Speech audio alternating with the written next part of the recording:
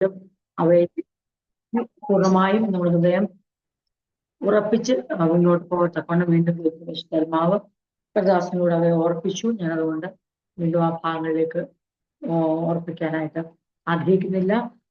നമുക്ക് ഒരുമിച്ച് ഇന്ന് രാത്രി ദൈവനം ചിന്തിക്കുകയും ദൈവത്തിന്റെ കൃപയിൽ ആശ്രയിക്കുകയും ചെയ്യാം. എല്ലാ കൂട്ടായ്മകളിലും ഇന്ന് പ്രഭാതത്തിലും നമുക്ക് സൗകര്യമാർക്ക് ഒരുമിച്ച് കൂടി വരുവാൻ ഇടയാക്കി അവിടെ ഞങ്ങൾക്ക് ദൈവത്തിന്റെ കൃപധാരാളമായിട്ട് അനുഭവിച്ചറിയുവാൻ ഇടയാക്കി എല്ലാ പ്രിയപ്പെട്ടവരെ ഓർത്ത് എല്ലാവരുടെയും വിഷയങ്ങൾ ഓർത്ത് വളരെ ആത്മാർത്ഥമായി കണ്ണുനീരോടുകൂടി അഭയാചനയും കഴിപ്പാൻ കർത്താവ് ഞങ്ങളെ സഹായിച്ചു. ദൈവം തന്റെ കുഞ്ഞുങ്ങളുടെ ജീവിതത്തിൽ ഇനിയോളം പ്രവർത്തിക്കുന്ന വിധങ്ങൾക്കായി നിങ്ങളെ സ്തുതിക്കുന്നു. തെസ്സലോനിക്കർക്ക് എഴുതി 1 ലേഖനം അതിന്റെ 3-ാം അധ്യായം 1 മുതൽ 5 വരെയുള്ള വാക്യങ്ങളാണ് നമ്മൾ കഴിഞ്ഞ ആഴ്ച ചിന്തിച്ച് നിർത്തിയത്. ദൈവം നമുക്ക് അതിൽ നിന്ന് ആഴമായ ദൈവിക സന്ദേശം നൽകി തരികയും അതിനോട് അനുബന്ധിച്ച് കർത്തദാസന ഭാഗങ്ങൾ കൂടുതൽ ചിന്തിപ്പാൻ ദൈവത്തിന്റെ ആത്മാപ്രേരണ കൊടുക്കുകയും അത് ഞായറാഴ്ച നമുക്ക് കേൾക്കാൻ കഴിയും. ഇനി നമുക്ക് അതിൽ നിന്ന് കേൾക്കാൻ കഴിയും എന്ന് അറിയുന്നതിൽ എനിക്ക് ഭയങ്കര സന്തോഷമുണ്ട്. ദൈവം നമ്മളെ സ്നേഹിക്കുന്നല്ലോ. ദൈവം തരുന്ന ദൈവം വെളിപ്പാടുകൾ അത് ധാരാളമായി പകർന്ന് നമുക്ക് ലഭിക്കാൻ ദൈവം എടുക്കുന്ന എല്ലാ നല്ല മുഖാന്തരങ്ങൾക്കായി ദൈവത്തെ സ്തുതിക്കുന്നു. ക്രിസ്ത്യ ജീവിതത്തിന്റെ എല്ലാ തലങ്ങളിലും നമ്മൾ കർത്താവിന്റെ തിരുസാന്നിധ്യം അനുഭവിച്ചറിയുന്നുണ്ട്. കർത്താവ് അറിയാതെ നമ്മുടെ തലയിലെ ഒരു മുടി പോലും നിലത്ത് വീഴുകയില്ല. നമ്മുടെ തലയിലെ രോമങ്ങളെല്ലാം എണ്ണപ്പെട്ടിരിക്കുന്നു. തന്റെ ശിഷ്യന്മാരെ കർത്താവ് ഒത്തിരി ധൈര്യപ്പെടുത്തി. അവര് ഭീരുക്കളായി പോയ സമയങ്ങളുണ്ട്, അവര് ബലഹീനരായി പോയ സമയങ്ങളുണ്ട്. അവർക്ക് ദൈവത്തിന്റെ ആ പദ്ധതികളെ പൂർണ്ണമായി മനസ്സിലാക്കാൻ പറ്റാതെ കർത്താവിന്റെ ക്രൂശീകരണത്തെ കുറിച്ചൊന്നും ഉൾക്കൊള്ളാൻ കഴിയാതെ മിശിഹായുടെ ആ കഷ്ടതയെ കുറിച്ച് ഉൾക്കൊള്ളാൻ കഴിയാതെ പോയി അവർ പകച്ചു നിന്ന സമയങ്ങളൊക്കെ ഉണ്ട്. പക്ഷെ ഒരു കാര്യം നമുക്ക് മനസ്സിലാവുന്നത്, എങ്കിലും കർത്താവ് കൊടുത്ത ഉപദേശങ്ങളൊന്നും വെറുതെ ആയി പോയില്ല. സമയാസമയങ്ങളിൽ ആ ദൈവിക ഉപദേശങ്ങൾ, ദൈവം സംസാരിച്ച കർത്താവ് സംസാരിച്ച വചനങ്ങൾ അവരെ ജീവിപ്പിച്ചു. പിൽക്കാലത്ത് അവര് ശുശ്രൂഷ ചെയ്തപ്പം അവർക്ക് കർത്താവ് കൊടുത്ത അതേ പാറ്റേണില് അതേ മാതൃകയില് ആ ശുശ്രൂഷ ചെയ്തെടുപ്പാൻ കഴിഞ്ഞു. ഇടയ്ക്ക് വെച്ചൊക്കെ നമുക്ക് തോന്നി ഇതൊക്കെ എന്തായിത്തീരും, എങ്ങനായിത്തീരും. പത്രോസ് ഒരു വശത്ത്, വേറെ മറ്റവരങ്ങോട്ട്, ഇനി ഇവരെല്ലാം കൂടെ മീൻ പിടിക്കാൻ അങ്ങോട്ട്, പിന്നെ അത് കഴിഞ്ഞ് എല്ലാം നമ്മൾക്കിത് എല്ലാം കൂടെ സ്കാറ്റേർഡ് ആയി പോയല്ലോ. ഇതെല്ലാം എങ്ങനെ ഇനി കർത്താവാണ് വളരെ ശക്തമായ വ്യക്തമായ വളരെ സ്വർഗത്തിലേക്ക് സ്ഥിരമായിരിക്കുന്ന ദൈവത്തിന്റെ വചനങ്ങൾ, പുതിയ നിയമത്തിന്റെ അടിസ്ഥാനങ്ങൾ ഇട്ടുകൊണ്ട് ശിശുമാരെ സജ്ജരാക്കിയ ആ ഉപദേശങ്ങൾ നമുക്ക് സുവിശേഷം ഉടനീളം കാണാൻ പറ്റും. അത് കഴിഞ്ഞ് പിന്നീട് ഇവർക്കുണ്ടാകുന്ന താഴ്ചകളും പിന്നീട് ഇവർക്കുണ്ടാകുന്ന പ്രയാസങ്ങളും ഭയങ്ങളും അവര് തന്നെ പറയുന്നു, ഞങ്ങൾ ആശിച്ചിരുന്നു ഞങ്ങളെ വീണ്ടെടുപ്പാനുള്ളവരെന്ന് ആശിച്ചിരുന്നു, പക്ഷേ ഞങ്ങളുടെ ആശയൊക്കെ അറ്റുപോയി, ഒന്നുമില്ല, ഞങ്ങൾക്ക് എന്ത് ചെയ്യണമെന്ന് പോലും അറിയത്തില്ല, എന്തോ ഒരു ഡെഡ് എൻഡ് ആണ്. നമുക്ക് എന്താ പറയത്തില്ല, എന്ത് ചെയ്യാൻ ഒന്നും പറ്റുന്നില്ല, തിരിഞ്ഞു പോവയ്യ, മുന്നോട്ടും പോവയ്യ. എല്ലാം കൊണ്ടും ജീവിതം സമ്മർദ്ദത്തിലൂടെയും സംഘർഷത്തിലൂടെയും ഒക്കെ പോയ സമയങ്ങൾ നമുക്ക് സുശേഷങ്ങൾ വായിക്കും നോക്കും മനസ്സിലാവും. കർത്താവിന്റെ ഉപദേശങ്ങളൊക്കെ വൃതാവായി പോയോ? കർത്താവ് പഠിപ്പിച്ചതും കർത്താവ് ഇവരോട് പറഞ്ഞതും, കർത്താവ് അനേക കാര്യങ്ങൾ ഇവരോട് പറഞ്ഞു, ഇങ്ങനെ സംഭവിക്കും, അവരെന്നെ എന്നെ പിടിക്കും, ഒരെന്നെ തുപ്പും, ഒരെന്നെ തല്ലും, ഒരെന്നെ കൊല്ലും, പക്ഷെ 3-ാം നാളില് ഉയർത്തെഴുന്നേൽക്കും. നിങ്ങൾ ഭയപ്പെടേണ്ട, അദ്ദേഹത്തെ മാത്രം കൊല്ലുന്നവരെ നിങ്ങൾ ഭയപ്പെടേണ്ട, അദ്ദേഹത്തെ ദേഹിയെ കൊല്ലാൻ കഴിയുന്ന അധികാരമുള്ളവരെ മാത്രം ഭയപ്പെട്ടാൽ മതി. ആരെ ഭയപ്പെടണമെന്ന് ഞാൻ നിങ്ങൾക്ക് കാണിച്ചു തരാം. എന്തെല്ലാം കർത്താവ് അവരെ പഠിപ്പിച്ചു. അവരാണെ തേണ്ട ഇപ്പൊ മുറിയുടെ വാതിൽ അടച്ചു കുറ്റിയിട്ട് ഇരിക്കുവാൻ എന്ത് ചെയ്യണമെന്ന് അറിയാതെ നമുക്ക് ഭയങ്കര സങ്കടം തോന്നുന്ന ഒത്തിരി അനുഭവങ്ങൾ. എംബോസിലേക്ക് നടന്നുപോയ 2 ശിശുമാരാണ് ആളറിയാതെ യേശുവിനോട് തന്നെ പറയുവാണ്, നീ അറിഞ്ഞില്ലേ ഇവിടെ നടന്നു നോക്കാൻ, നീ അറിഞ്ഞില്ലേ എന്തൊക്കെയാണ് ഇവിടെ സംഭവിച്ചതെന്ന് അറിയാമോ? ആൾക്കാർക്ക് അതൊക്കെ ഒരു സംഭവം മാത്രമാണ്, പക്ഷെ ഞങ്ങളെ സംബന്ധിച്ച് ഞങ്ങളുടെ ആശ അറ്റുപോകുന്നൊരു സംഭവമായിരുന്നു. മറ്റുള്ളവർക്കൊക്കെ ഞങ്ങൾ അപ്പോഴേ പറഞ്ഞില്ലേ, നിങ്ങൾ ഈ നസറായന്റെ പുറകെ ഇറങ്ങി തിരിച്ചാല് നിങ്ങൾ ലജ്ജിച്ചു പോകും, അത് അവർക്ക് പറഞ്ഞ പോലെ സംഭവിച്ചു എന്ന്. പക്ഷെ ഞങ്ങളെ സംബന്ധിച്ച് ഒത്തിരി പ്രതീക്ഷയോടും പ്രത്യാശയോടും ആശയോടും മശിഹായെന്ന് പറഞ്ഞ് ഇറങ്ങി തിരിച്ചു. ഇപ്പൊ മശിഹായും ഇല്ല. മശിഹ വളരെ ദാരുണമായി കൊല്ലപ്പെട്ടു, അവനെ അടക്കുകയും ചെയ്തു. ഞങ്ങളുടെ അവസ്ഥ എന്തുവാ? നമ്മൾ നോക്കി അനിശ്ചിതത്വം എന്ന് പറയുന്നത് നമ്മൾ മാത്രം ഇതൊക്കെ അനുഭവിക്കുന്ന ഞങ്ങളുടെ അനിശ്ചിതത്വങ്ങൾ, ഞങ്ങളുടെ അൺസർട്ടനിറ്റി ആണ് ഏറ്റവും വലിയ അൺസർട്ടനിറ്റി. എന്നെ പോലെ ഇപ്പോൾ ഒരു വല്ലാത്തൊരു അവസരത്തിൽ നിൽക്കുന്ന വേറെ ആരുമില്ല എന്ന് നമ്മൾ ഓരോരുത്തരും നമ്മുടെ ഓരോ വിഷയങ്ങളിൽ ചിന്തിക്കുകയാണ്. പക്ഷെ തിരുവചനത്തിലേക്ക് ഒന്ന് നോക്കുമ്പോൾ നമുക്ക് മനസ്സിലാകും ലോകം കണ്ട ഏറ്റവും വലിയ അനിശ്ചിതത്വമായിരുന്നത് അല്ലേ. അതെ, ദൈവം ചെയ്ത ഏറ്റവും വലിയ പ്രവൃത്തിയും അതേ സമയത്ത് തന്നെ ദൈവത്തിന് വേണ്ടി ക്രിസ്തുവിന് വേണ്ടി ഇറങ്ങിത്തിരിച്ചവർ നേരിട്ട ജീവിതത്തിലെ ഏറ്റവും വലിയ അൺസർട്ടനിറ്റി. ഒരെത്തും പിടിയില്ല. തിരിച്ച് ഗലീലയിലേക്ക് പോകണം. ഗലീലക്കാർ ഇവരെല്ലാം യെരുശലേമിലാണ് ഈ ക്രൂശീകരണം എല്ലാം നടക്കുന്നത്. യഹൂദിയ ജില്ലയിലെ യെരുശലേമിലാണ് നടക്കുന്നത്. അവരങ്ങ് ഗലീല നാട്ടുകാരാ. അവര് എന്തോ ഒരു ആരവാരവത്തോടെ എന്തൊരു ഇതായിരുന്നു. ഒരു യേശു ചെല്ലുന്നിടത്തൊക്കെ ഭയങ്കര കൂട്ടമല്ലേ, ആളും ബഹളും. അതിന്റെ യേശുവിന്റെ കൂടെ കട്ടയ്ക്ക് നിന്ന് ഇങ്ങനെ യേശുവിന്റെ ബോഡി ഗാർഡിനെ പോലെ നിന്നാണ് പത്രോസ് യാക്കോബ് യോഹന്നാൻ ഇടിമക്കൾ എന്ന് അവരെ സൺസ് ഓഫ് തണ്ടർ എന്ന് അറിയപ്പെടുന്നത്. അതായത് ഈ ഇടിയല്ല, തണ്ടർ, ഇടി മിന്നലിന്റെ ഇടി, ഇടിമക്കൾ എന്നാണ് അറിയപ്പെടുന്നത്. കാരണം അത് ക്യാരക്ടറും അങ്ങനെ തന്നെയായിരുന്നു. ഏതിനും യേശുവിനെ അവര് വിചാരിച്ച അവര് പ്രൊട്ടക്ട് ചെയ്യേണ്ട ആളാ യേശുവിനല്ലേ. പലപ്പോഴും അവർ യേശുവിനെ പ്രതിസന്ധികളുടെ നടുവിൽ അവർക്കെല്ലാം അവർക്ക് വാള് ധരിക്കാം, വാള് എടുക്കാം, അവർ ശത്രുക്കൾക്ക് നേരെ നിൽക്കാൻ അവർ തയ്യാറ്. യേശുവിന് വേണ്ടി എന്തും ചെയ്യാൻ തയ്യാറാണ്. അവര് യേശുവിന് വേണ്ടി ജീവൻ കൊടുക്കാൻ തയ്യാറാണ്. പക്ഷെ അവരറിഞ്ഞില്ല അവർക്ക് വേണ്ടി ജീവൻ കൊടുക്കാനാ യേശു വന്നാണ്. അവര് വിചാരിക്കുന്നത് ഞങ്ങള് എന്ത് വേണം. പത്രോസ് പറഞ്ഞ ഞാൻ മരിക്കാനും തയ്യാറാണ്. പക്ഷെ യേശു മരിക്കുന്നതായിട്ട് പത്രോസിന് താങ്ങാൻ പറ്റിയില്ല. ഞാൻ മരിക്കാനും തയ്യാറാണ്. അപ്പൊ നമുക്ക് കാണാൻ പറ്റും പത്രോസിന്റെ ആ ഭീരുത്വം, പത്രോസ് തള്ളിപ്പറയുന്ന അവസ്ഥയെ.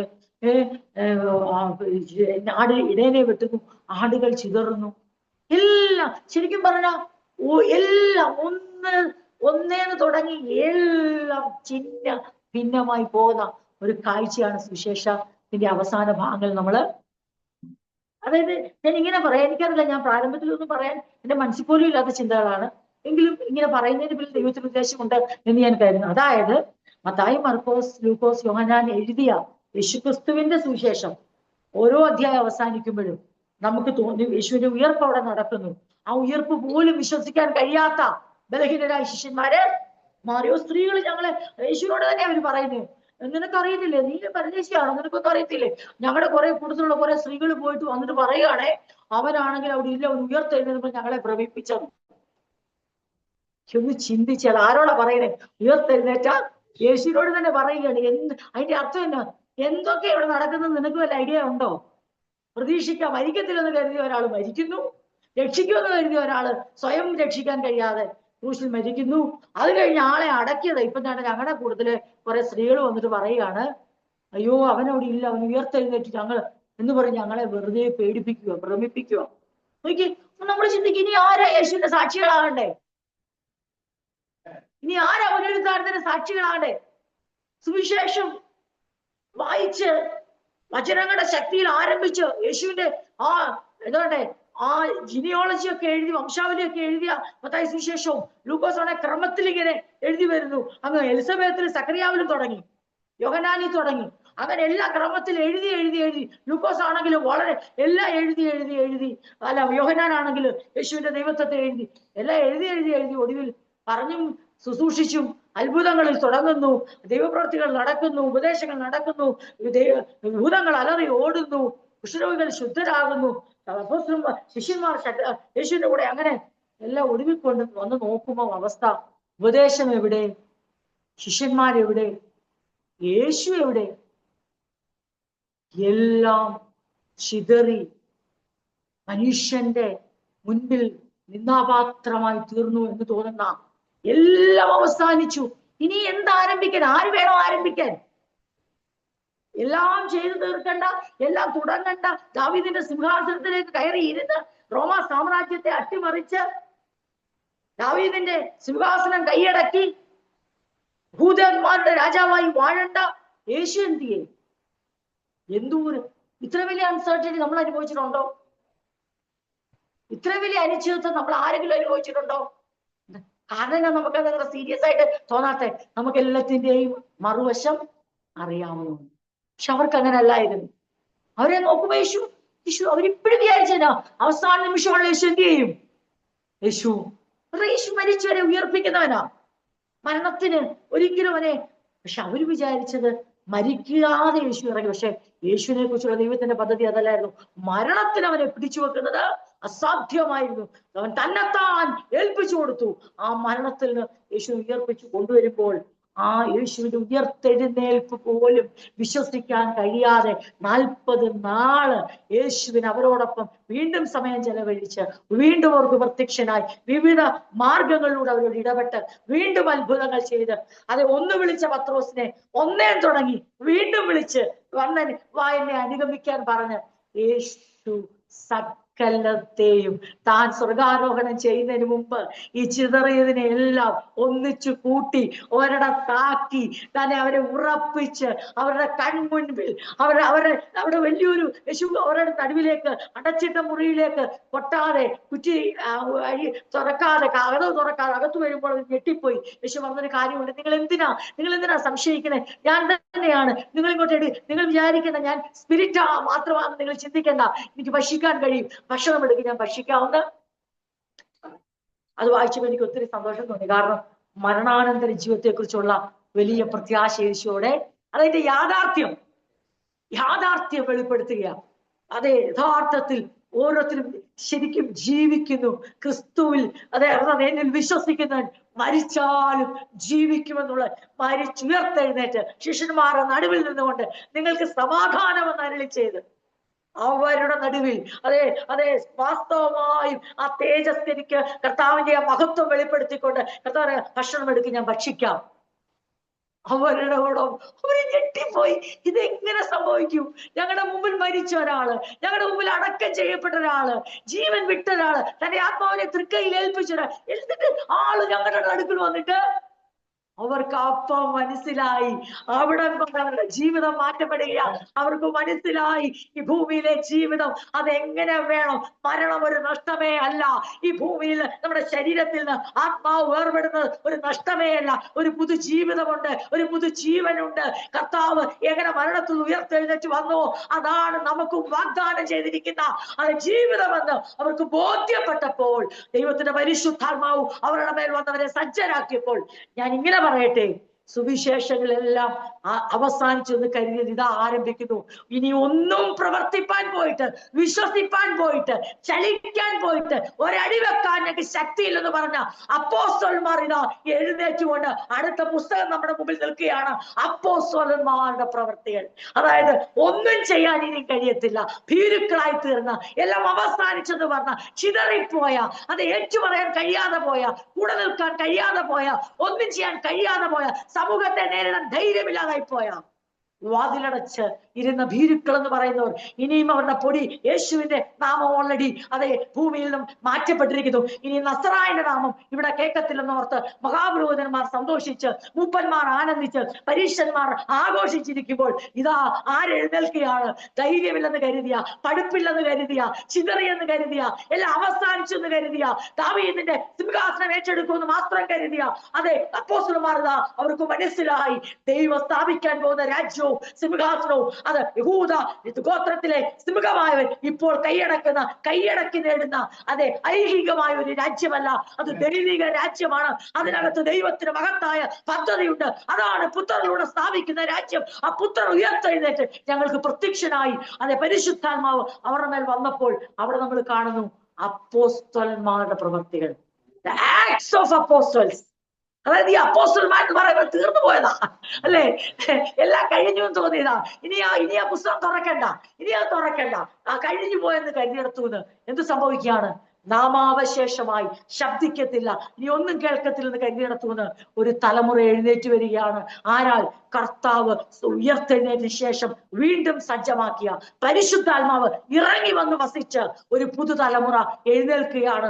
അവിടെ നമ്മൾ ഒരു പത്രോസിനെ കാണുന്നു, ദൈവജ്ഞാനത്താൽ നിറഞ്ഞ് തിരുവെഴുത്തിന്റെ ജ്ഞാനത്താൽ നിറഞ്ഞ് ദൈവത്തിന്റെ ശക്തിയോടുകൂടെ അതെ യേശുവിനെ സാക്ഷിക്കുന്ന അതെ അവിശ്വസ്തനായി തീർന്ന യൂദ അവർക്ക് ഒരു തടസ്സമേ അല്ലെന്ന് പരസ്യമായി പ്രഖ്യാപിച്ചുകൊണ്ട് വിശ്വസ്തന്മാരെ എഴുന്നേൽപ്പിക്കുന്ന അപ്പോസ്തലന്മാരുടെ പ്രവർത്തികൾ നമുക്ക് വലിയൊരു പ്രത്യാശ തരും.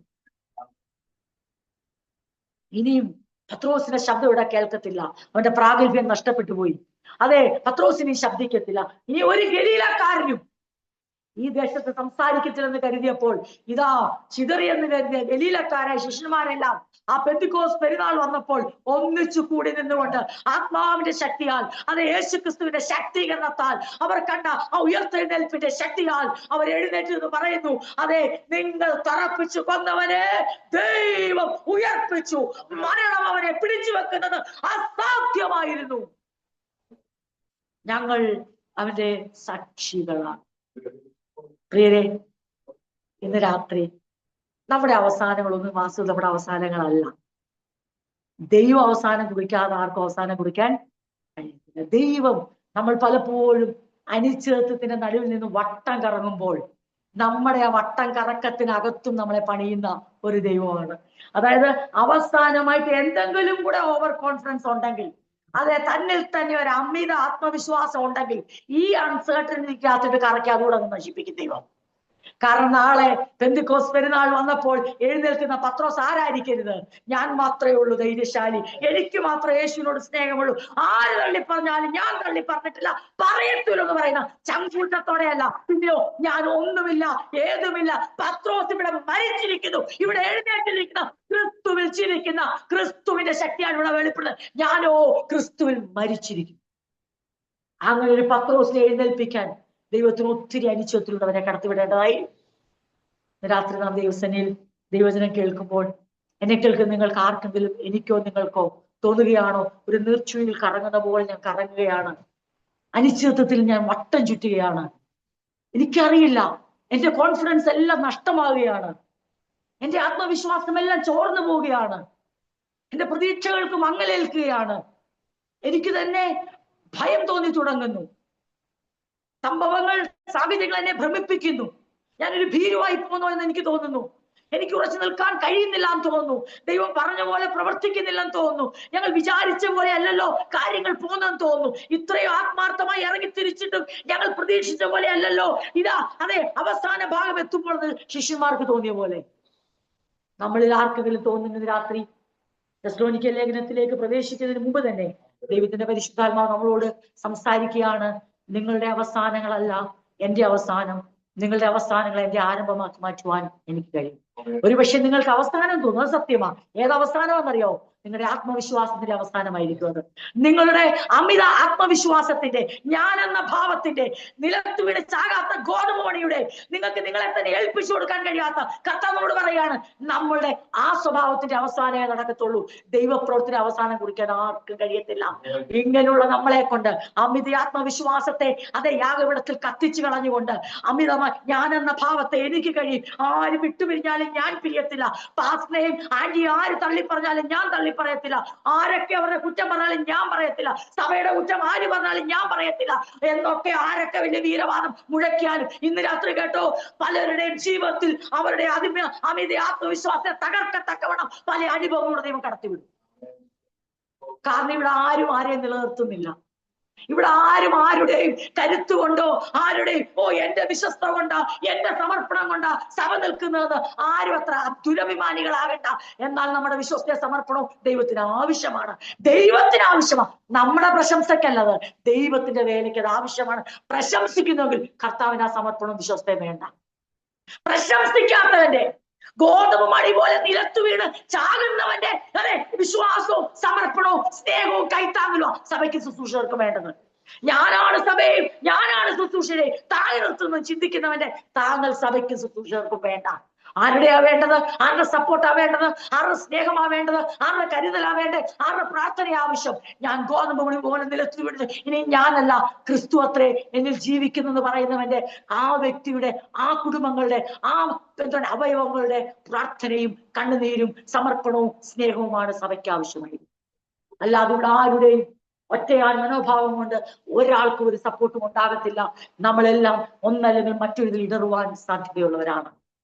അതെ, ഞാൻ ഇടറുന്ന വിഷയമായിരിക്കത്തില്ല പാസ്റ്റർ ഇടുന്നത്, പാസ്റ്റർ ഇടുന്ന വിഷയമായിരിക്കത്തില്ല നാൻസി മാമ ഇടറുന്നത്.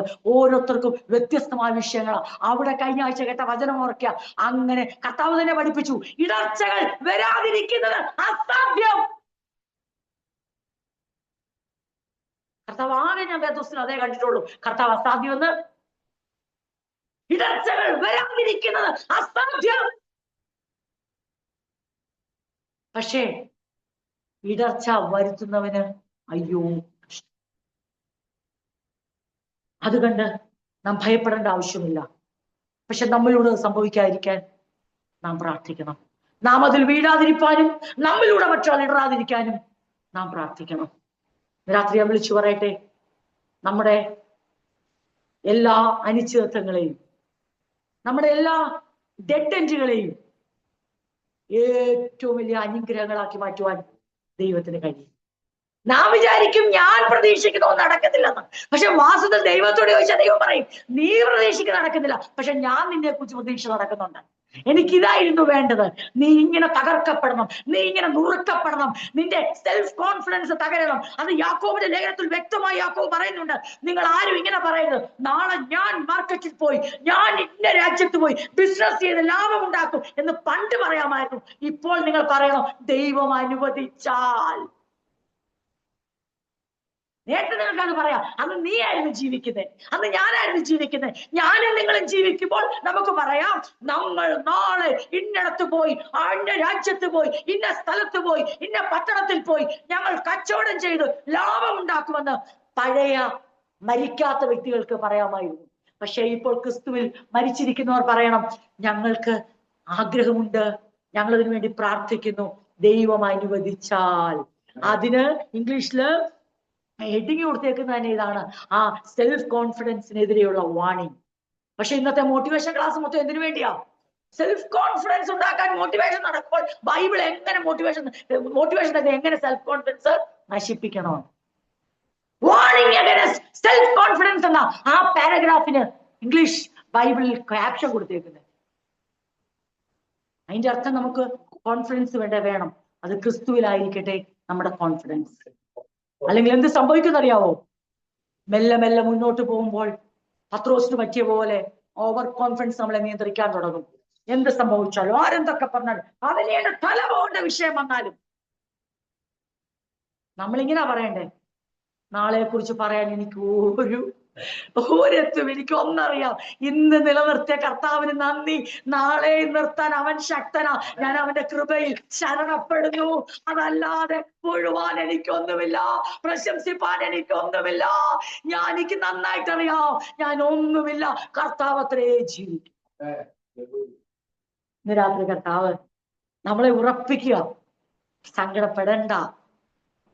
ഈ അൺസർട്ടനിറ്റിയിൽ, ഈ അനിശ്ചിതത്വത്തിൽ, ഈ മറുപടി ഇല്ലായ്മയിൽ, ഈ വട്ടക്കറങ്ങളിൽ, ഈ നീർച്ചുഴിയിൽ അകപ്പെട്ട പോലെ നിൽക്കുന്ന അവസരത്തിൽ തകർന്നു പോകണ്ട. കാരണം നിങ്ങൾക്കറിയില്ല അതെന്താണ്, പക്ഷെ എനിക്കറിയാം. ഞാൻ അതുകൊണ്ട് നിങ്ങൾക്ക് ഗുണകരമായത് ചെയ്തെടുത്തോളാം. നിങ്ങൾക്ക് ദോഷമായത് സംഭവിക്കാതെ ഗുണകരമായത് അതിൽ നിന്ന് പുറപ്പെടുവിപ്പാൻ ഞാൻ ശക്തനാണ്. ഇന്ന് രാത്രി ദൈവം നമ്മളെ ഓർപ്പിച്ച് ഉണർത്തുക. എനിക്കതിന് കഴിയും. നിങ്ങൾ എന്നെ വിശ്വസിച്ചാൽ മാത്രം മതി, എന്നെ അനുസരിച്ചാൽ. അപ്പോസ്തലനായ പൗലോസ് തെസ്സലോനിക്കയിൽ തിമോത്തിയോസിനെ വിട്ടിട്ട് തിമോത്തിയോസ് തിരിച്ചു വരികയാണ്. ഇത് തിരിച്ചു വന്ന് വിവരം അറിയിച്ചിട്ടാണ് കേട്ടോ കത്തെഴുതുന്നത്. നമ്മൾ ഓൾറെഡി പറഞ്ഞായിരുന്നു. അങ്ങനെ തിമോത്തിയോസ് തിരിച്ചു വന്നു. 1 തെസ്സലോനിക്കർ 3:6. ഇപ്പോഴോ തിമോത്തിയോസ് നിങ്ങളുടെ അടുക്കൽ നിന്ന് വന്ന് നിങ്ങളുടെ വിശ്വാസത്തെയും സ്നേഹത്തെയും പറ്റിയും ഞങ്ങൾ നിങ്ങളെ കാണുവാൻ വാഞ്ചിക്കുന്നത് പോലെ നിങ്ങൾ ഞങ്ങളെയും കാണുവാൻ വാഞ്ചിച്ചുകൊണ്ട് ഞങ്ങളെ കുറിച്ച് നിങ്ങൾക്ക് എപ്പോഴും നല്ല ഓർമ്മയുണ്ട് എന്നും ഞങ്ങളോട് സദ്വർത്തമാനം അറിയിച്ച കാരണത്താൽ സഹോദരന്മാരെ, ഞങ്ങളുടെ സകല കഷ്ടത്തിലും സങ്കടത്തിലും നിങ്ങളുടെ വിശ്വാസം ഹേതുവായി ഞങ്ങൾ നിങ്ങളെ കുറിച്ച് ആശ്വാസം പ്രാപിച്ചു. നിങ്ങൾ കർത്താവിൽ നിലനിൽക്കുന്നു എന്നറിഞ്ഞ് ഞങ്ങൾ വീണ്ടും. ഈ ഭാഗങ്ങൾ വളരെ നമുക്ക് എന്താ പറയണ്ടേ, ഹൃദ്യമായി അനുഭവപ്പെടുന്ന കാര്യങ്ങളാണ് നമ്മൾ ഇവിടെ വായിച്ചത്. ഞാൻ 1-2 ഭാഗങ്ങൾ തുടർന്നുള്ള സമയത്തിന്റെ പരിധിക്കകത്ത് നിന്ന് ഈ ഭാഗങ്ങൾ വായിച്ച് നമുക്ക് മനസ്സിലാവും. നല്ല വർത്തമാനമായിട്ടാണ്, ഗുഡ് ന്യൂസുമായിട്ടാണ് തിമോത്തിയോസ് മടങ്ങി വരുന്നത്.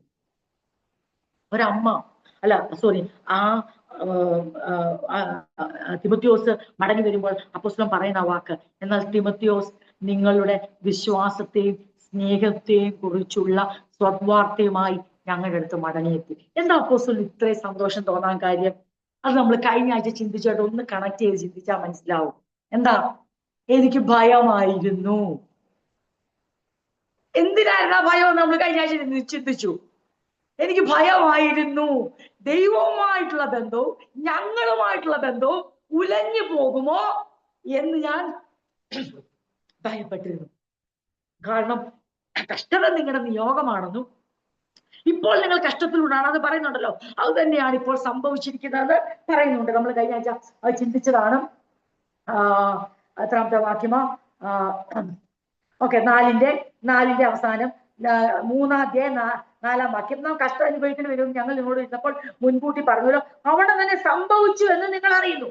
അപ്പൊ ഒരു കഷ്ടങ്ങളിലൂടെയാണ് കടന്നു പോകുന്നത്. അപ്പൊ സ്വന്തം മനസ്സിന്റെ ഭാരം, ഭയം എന്താണ് നമ്മൾ ചിന്തിച്ചത് ഞാൻ പറയുന്നില്ല. അപ്പൊ എന്താ അതിന്റെ ഞാൻ പറഞ്ഞ എന്താ ഇത്രയും സന്തോഷം? അത്രയും പേടി ഉണ്ടായിരുന്നോണ്ടാ ഇത്രയും സന്തോഷം, അത്രയും സങ്കടമായിരുന്നു.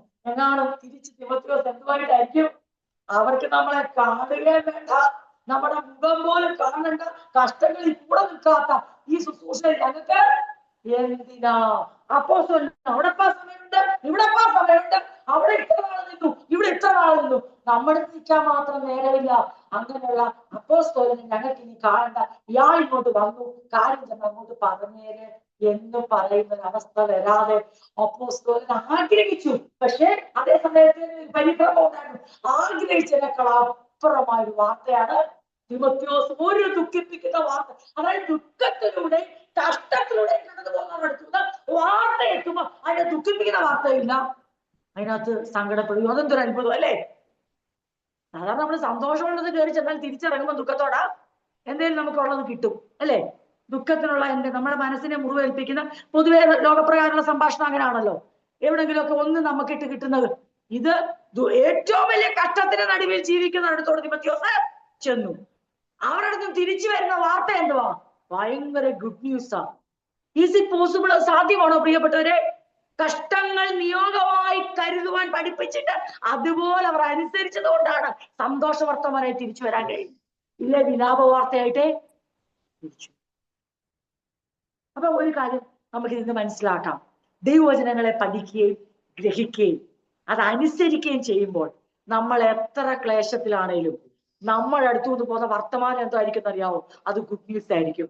ഞങ്ങളവിടെ ചെന്ന് കേട്ടോ, ഞങ്ങളൊരു ഭയങ്കര സങ്കടത്തിലാണെന്ന് വിചാരിച്ചേ. ഞങ്ങളോർത്ത് കല്യാണം കഴിഞ്ഞ് 26 വർഷമാകുന്ന വീട്ടിൽ ചെന്നാ എന്തോ ഒരു മൂകതയായിരിക്കും, എന്തോ ഒരു സങ്കടമായിരിക്കും. മുഖത്തോട് മുഖം നോക്കാതെ നിരാശയിലിരിക്കുന്നതിനെ ചെന്ന് അവിടെ ചെന്നപ്പോഴേ മനസ്സിലായത് അവിടെ ഒരു ഭയങ്കര പ്രത്യാശയില്ല. ഞാൻ എന്റെ കാര്യം പറഞ്ഞു, നിങ്ങൾ നിങ്ങളുടെ കാര്യം പറഞ്ഞു, എനിക്ക് വിരോധമൊന്നുമില്ല. എനിക്ക് അവിടെ ചെന്നപ്പോഴാ മനസ്സിലായത്. അതെ, സുവിശേഷ നിമിത്തം അവരെ ഭയങ്കരമായിട്ട് നിന്ദിക്കുക.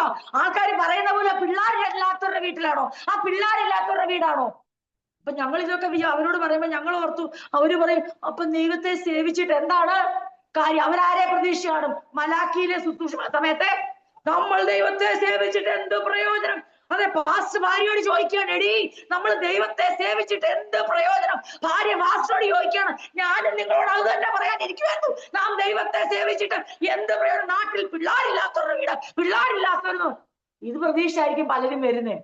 പക്ഷെ അവര് തിരിച്ചു പോകുമ്പോ അവർക്ക് മനസ്സിലാകും അവർ കടന്നു പോകുന്ന വഴികൾ അത്ര സുഖകരമല്ല. പക്ഷെ അവരിന്ന് പുറപ്പെടുന്ന വാർത്തകൾ അത് അനേകരുടെ ഹൃദയങ്ങളെ തണുപ്പിക്കുന്നതായിരിക്കും, ആശ്വസിപ്പിക്കുന്നതായിരിക്കും. അവർ മലാക്കിയുടെ കാലത്തുള്ള ശുശ്രൂഷകരല്ല.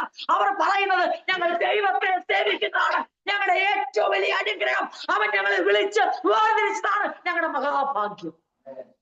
അവൻ ഞങ്ങളുടെ ജീവിതത്തിൽ ചെയ്യുന്നതെല്ലാം നന്മയ്ക്കായിട്ടാണ്. അവന്റെ നാമനിമിത്തമുള്ള നിന്ന ഞങ്ങൾ അഭിമാനമായി എണ്ണുന്നു. അവൻ അനുവദിക്കുന്ന കഷ്ടങ്ങൾ അവന്റെ കഷ്ടങ്ങൾ പങ്കാളികളായുള്ള അവസരമായി എണ്ണുന്നു. അവൻ ഞങ്ങൾക്ക് മറുപടി തരാതെ മനുഷ്യരുടെ മുമ്പിൽ ഞങ്ങളെ നിന്ദിക്കാൻ ഏൽപ്പിച്ചു കൊടുത്തെങ്കിൽ ആ നിന്ദയ്ക്കകത്ത് വ്യാപരിക്കുന്ന ദൈവത്തിന്റെ ഉദ്ദേശത്തിൽ ഞങ്ങൾ ആനന്ദിക്കുന്നു. പ്രിയരെ, അങ്ങനെയുള്ള സദ്വർത്തമാനങ്ങൾ പുറപ്പെടുന്ന ഭവനങ്ങളും സഭയും വീടും അതായത് വ്യക്തികളുമായിരിക്കണം നമ്മൾ. ബലപ്പെടാൻ നമ്മുടെ അടുത്തേക്ക് ഒരാൾ വന്നിട്ട് അവരുടെ ഉള്ളിൽ തീ കോരിയിടരുത്. ഞാൻ എന്തോ പറയാനാ, ഞാൻ ദൈവത്തെ സേവിച്ചിട്ട് എന്റെ കുഞ്ഞിന്റെ കാര്യത്തിൽ, എന്റെ വീടിന്റെ കാര്യത്തിൽ, എന്റെ ആരോഗ്യ കാര്യത്തിൽ ഒരു ശ്രദ്ധാലുവുമല്ല ദൈവം എന്ന് പറഞ്ഞ് ഇറക്കി വിടുമ്പോൾ ഓർത്തോണം, സംസാരിക്കുമ്പോൾ ഓർത്തോണം, അത് എണ്ണിക്കുറിച്ച് തിട്ടപ്പെടുത്തി വെക്കുന്ന ഒരു ദൈവത്തെ നാം സേവിക്കുന്നു. എന്നാൽ മറുവശമുണ്ട്. ആ കഷ്ടങ്ങളുടെ നടുവിൽ നിന്നുകൊണ്ട് ഇത് ദൈവം അനുവദിച്ചിട്ടാ. ദൈവം അനുവദിക്കാതെ ആരും ഈ നാട്ടിൽ ഞങ്ങളെ പരിഹസിക്കാൻ അനുവദിക്കത്തില്ല. ദൈവം അനുവദിക്കാതെ ആരും ഒരു പട്ടണവാദികൾ പഴഞ്ചൊല്ലായിട്ടുണ്ടെങ്കിൽ, മദ്യപാന്മാരുടെ പാട്ടായിട്ടുണ്ടെങ്കിൽ അതിനകത്ത് ദൈവത്തിന്റെ പദ്ധതിയുണ്ട്. കാരണം ദൈവം അനുവദിച്ചിട്ടാ. അങ്ങനെ ദൈവം അനുവദിക്കുന്നതെല്ലാം നന്മയ്ക്കായി കൂടി. കഷ്ടങ്ങളുടെ നടുവിൽ നിന്ന് തിമോത്തിയോസ് സദ്വർത്താനം കൊണ്ടുവന്നു. പ്രിയരെ, അതുകൊണ്ട് അപ്പോസ്തലന് എങ്ങനെ നന്ദി പറയണമെന്ന് അറിയത്തില്ല. ചില പേടിയൊക്കെ ഉണ്ടായിരുന്നു. വളരെ എങ്ങാഴ്ച വിശ്വാസത്തിൽ വളരെ അങ്ങോട്ട് വന്ന് വിശ്വാസത്തിലോട്ട് ആരംഭിച്ച് കാലെടുത്ത് വെച്ച് ഇച്ചിരി നാളെ ആയുള്ളൂ, എന്ത് സംഭവിക്കാം. കാരണം അനേകരുടെ വിശ്വാസ കപ്പിൽ ഉടഞ്ഞു പോകുന്ന അപ്പോസ്തലന് അറിയാം. ഭയങ്കര സന്തോഷം, ഭയങ്കര ആനന്ദം. ഈ നിന്ദയൊന്നും കണ്ട് പേടിക്കുന്നവരല്ല ദൈവമക്കള്. ഞങ്ങളിത് രാവിലെ സഹോദരിമാരുടെ കൂട്ടായ്മ ചിന്തിച്ച പോലെ പലരും തെറ്റിദ്ധരിച്ചു വെച്ചേക്കും. ഞാൻ എത്രയോ പ്രാവശ്യം പറഞ്ഞിട്ടുള്ള, വീണ്ടും എനിക്ക് ആവർത്തിക്കുന്നതിൽ ഒട്ടും മടുപ്പില്ല. കാരണം ഇത് എത്ര ആവർത്തിച്ചാൽ അനുഗ്രഹമായി തീരും. പലരും ഒരു കാലത്ത്, ഞാനും അങ്ങനെ കരുതി, ഇപ്പോഴും വിശ്വാസികളെന്ന് പേർ പറയുന്നവർ കരുതി വെച്ചിരിക്കുന്ന ദൈവനാമം ദുഷിക്കപ്പെടുന്നു, ദൈവനാമം ദുഷിക്കപ്പെടുന്നു പറഞ്ഞാൽ അവർ കരുതി വെച്ചിരിക്കുന്നത് എന്താണെന്നറിയാമോ? ദൈവം തന്റെ മക്കളെ നടത്തുന്ന താഴ്ചകളിൽ മറ്റുള്ളവർ പറയുന്ന കമന്റ് ആണ് ദൈവനാമം ദുഷിക്കപ്പെടുന്നു. പക്ഷെ നമ്മളെന്തോ ചിന്തിച്ചത്? ദൈവനാമം ജാതിയിൽ ദുഷിക്കപ്പെടുന്നു, എന്റെ ജനത്തിൽ നിമിത്തം എന്റെ നാമം ദുഷിക്കപ്പെടുന്നത് എന്ത് നിർത്തിയാ? അബ്രഹാമിന് കുഞ്ഞുങ്ങളെ കൊടുക്കാനാണോ? സഖറിയാവിന് താമസിച്ചതാണോ? ജനത്തെ എന്തോ കാരണം? അവരുടെ ദുഷ്പ്രവർത്തികൾ നിമിത്തമാണ്. ഇന്ന് രാത്രി ഞാൻ പ്രഭാതത്തിൽ പറഞ്ഞത് ഒന്നും കൂടെ ഓർപ്പിക്കട്ടെ. ദൈവനാമം ജാതിയിടയിൽ ദുഷിക്കപ്പെടുന്നത് ദൈവം നമ്മളെ താഴ്ചയിലൂടെ കടത്തുമ്പോഴല്ല. തെസ്സലോനിക്ക സഭയ്ക്ക് കഷ്ടങ്ങൾ ഉണ്ടാവുമ്പോൾ അല്ല ദൈവനാമം ദുഷിക്കപ്പെടുന്നത്. അപ്പോസ്തലന്മാർക്ക് പീഡനങ്ങൾ ഉണ്ടാവുമ്പോഴല്ല ദൈവനാമം ദുഷിക്കപ്പെടുന്നത്.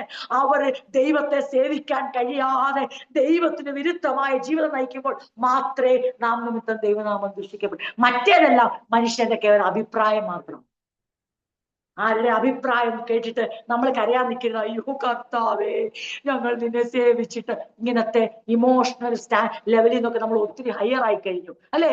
നമുക്കറിയാം, അങ്ങനെ തുമ്മിയാത്തെറിക്കുന്ന മൂക്കല്ല ദൈവത്തിന്റെ നാമത്തിന്റെ മഹത്വം. അങ്ങനെ ഓരോരുത്തർക്ക് ഇഷ്ടമുള്ളപ്പം കമന്റ് പാസ്സാക്കിയിട്ട്, അതെ എന്തെങ്കിലും നന്മ ലഭിച്ച അത് ഇന്നതുകൊണ്ടാ കിട്ടിയത്, ദൈവത്തെ സേവിച്ചു അത് ഇന്നതുകൊണ്ടായി, ആ വഴി പറയുമ്പോൾ ദൈവനാമം. ഇനി ആർക്കെങ്കിലും ജീവിതത്തിന്റെ പ്രതിസന്ധിയിലൂടെ പോകുമ്പോൾ, അതറിയാമോ, അവൻ ദൈവത്തെ സേവിച്ചിട്ട് കണ്ടില്ലേ, രോഗം കണ്ടില്ലേ, പ്രയാസം കണ്ടില്ലേ, ഇല്ലായ്മ കണ്ടില്ലേ എന്ന് പറയുമ്പോഴൊന്നും ഇളകി മറിയുന്നതല്ല ദൈവത്തിന്റെ നാമം.